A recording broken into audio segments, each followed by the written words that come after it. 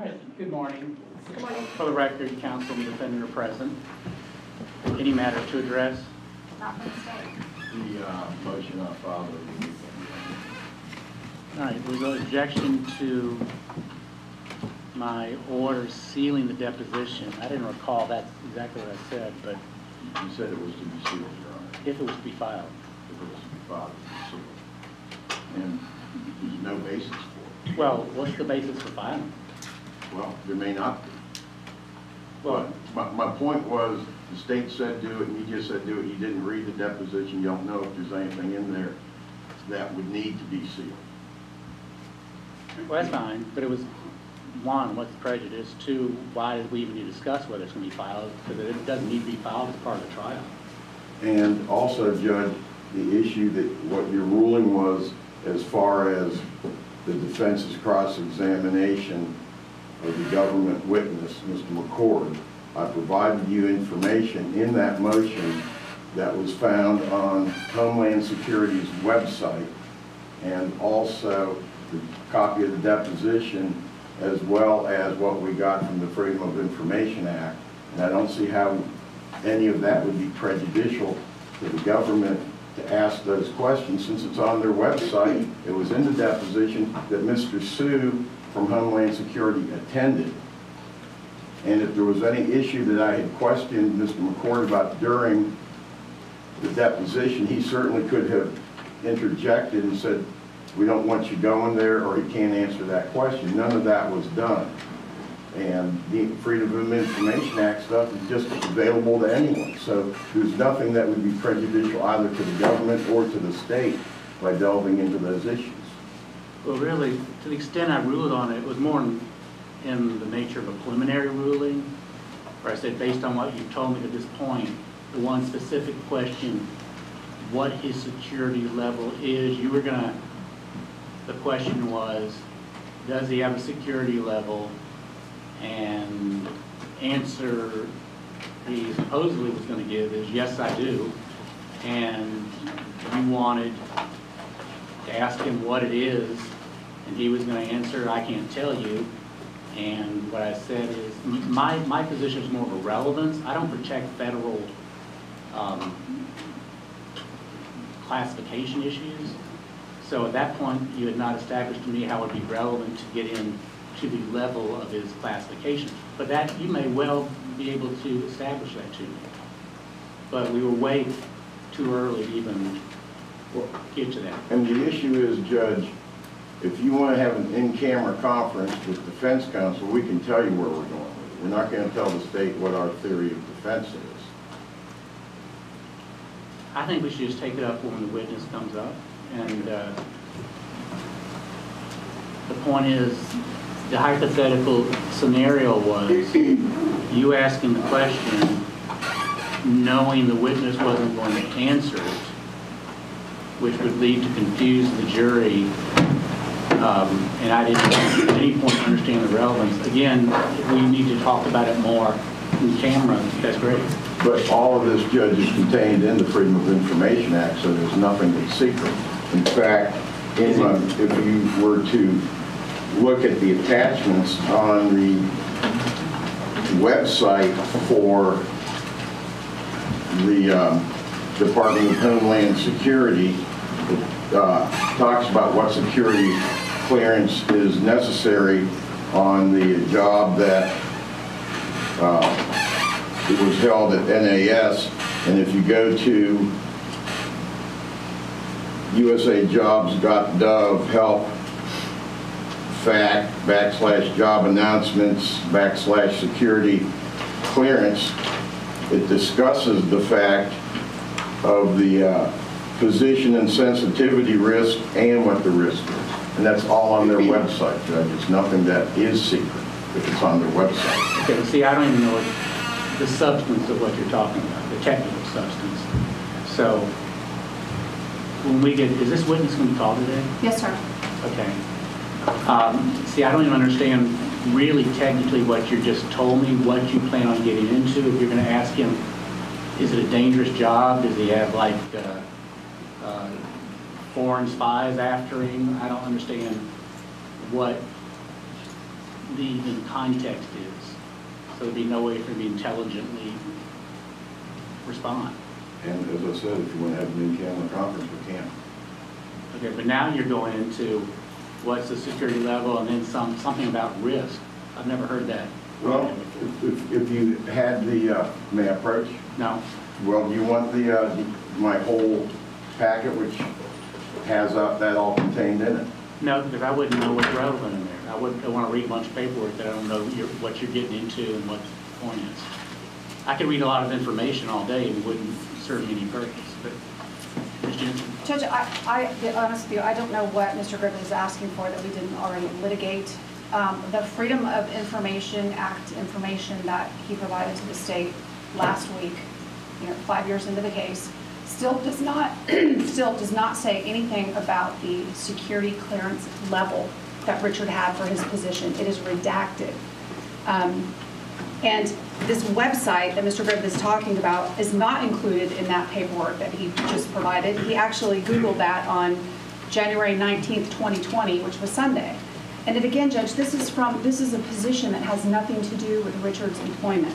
It is vague information. It's a job, I guess a job opening for Pensacola, Idaho Falls, and Arlington. It talks about the fact that this position may need a security level, but it doesn't talk specifically what it is. So again, I'm as lost as the court. So the only thing I can suggest is when the witness is called, we'll have the jury leave and proffer some questions.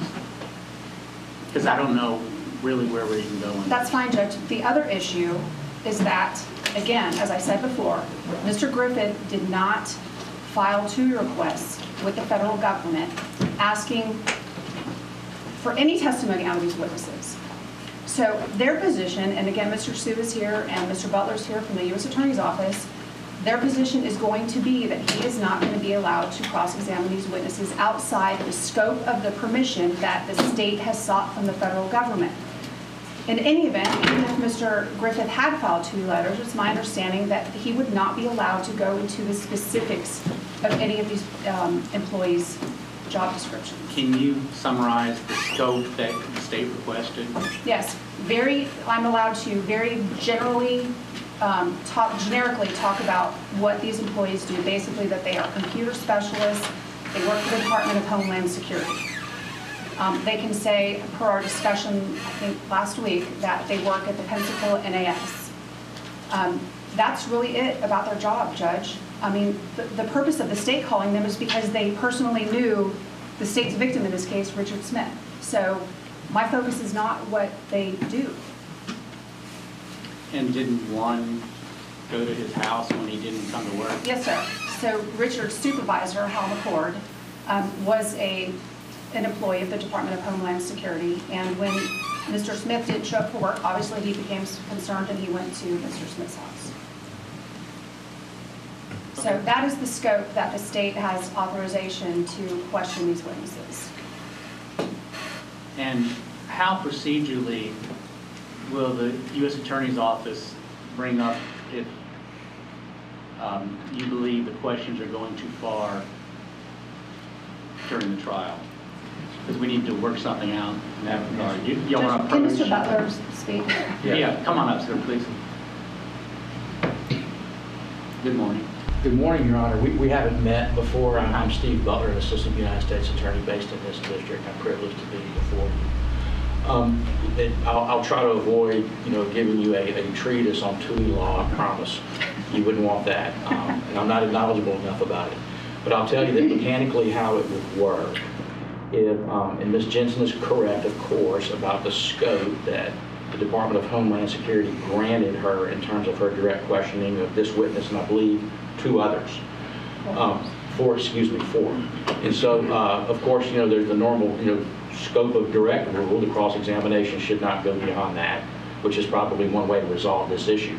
But if defense counsel intended to go into these, what we'll call these forbidden areas, and we certainly hope that that's not the case, we could try to work out perhaps using some kind of generic, vague terms that might satisfy whatever concern that he has and not hold up your trial. But in the worst case scenario, if he insists in going on to the forbidden areas, we would have to to instruct the witness that he can't answer any more questions, and basically we would probably have to take the witness and leave. That's my first question. Mechanically, Yes. how would you do that? Would you stand up and say, "Judge, can we approach," or something like that? I think so. I don't think there's any rule about that, and fortunately, just rarely, if ever, would happen.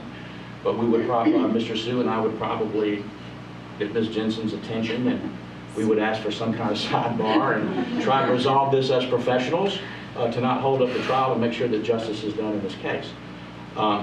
If you wanted to hold that witness in contempt of court, then we would likely seek to remove that matter to federal court.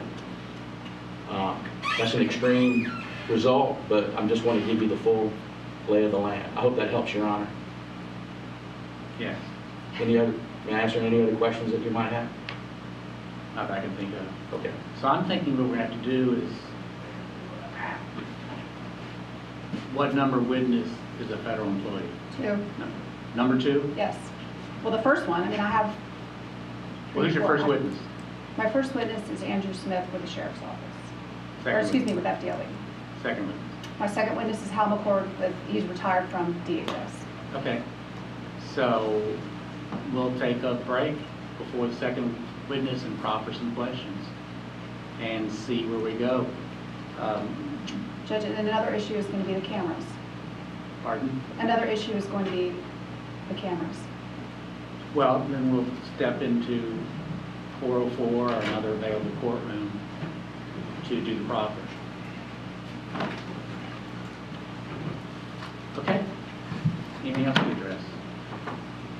Mr. Griffith, is Hal McCord the only witness that you're seeking? I don't know who else you're calling. Well, the Florida, or the Federal Protective Service agents, Tammy Duncan and David Flatt. Is that the one, that's not the one from Houston, Yes, one of them is is. it? Possible.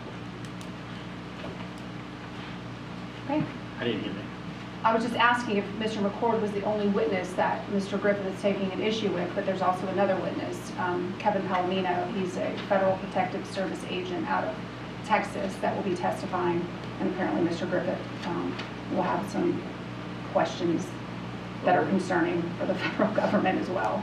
Let me go ahead and ask this. The media nicely asked if there was any federal employees that we did not want their faces to be on the camera. I'm asking, they're walking publicly in and out of the courtroom, so I didn't think that'd be an issue, but is that some issue about their faces being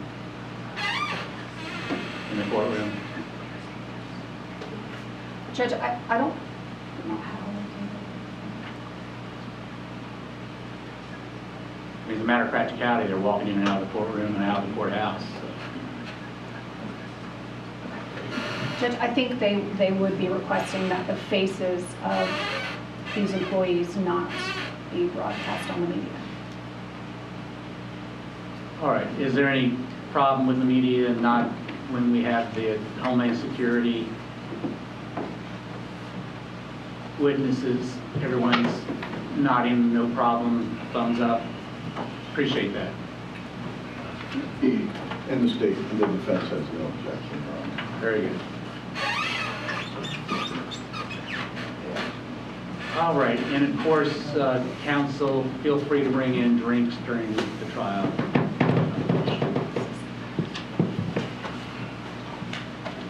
Sounds like they're getting settled in the back. We'll wait a minute.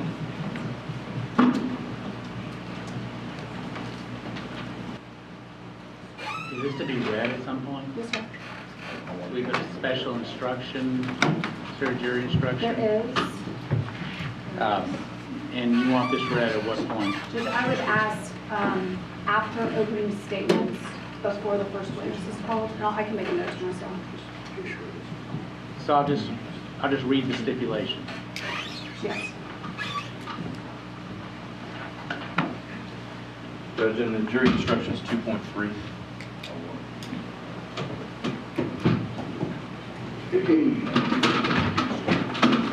Does anybody happen to have a copy of 2.3? I'll look it up.